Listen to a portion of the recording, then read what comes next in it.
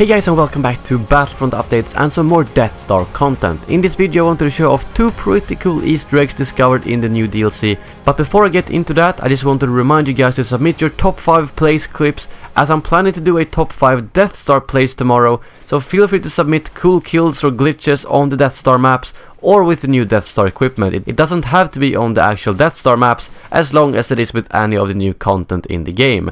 Link is in the description below. But now, over to the actual Easter eggs. The actual indoors maps are riddled with smaller Easter eggs and hints that you probably recognize from the movies, but I don't want to go over all of those as they are kind of obvious and more of environmental things than Easter eggs.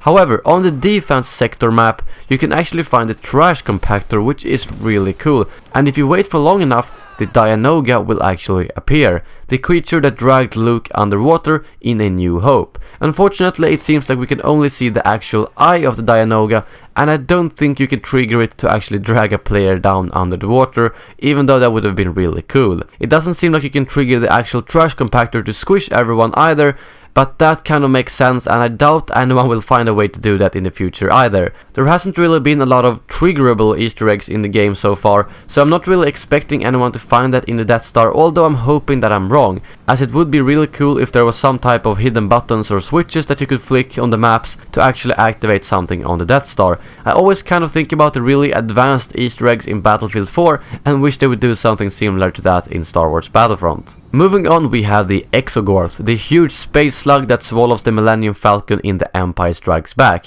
This Easter egg is available on the first phase of the Battle Station game mode and was actually spotted in the files of the DLC by Jake Green163 on Reddit, who is known for digging through the files of the new updates, and was then found by Reddit user I Am Rockstar very briefly after that.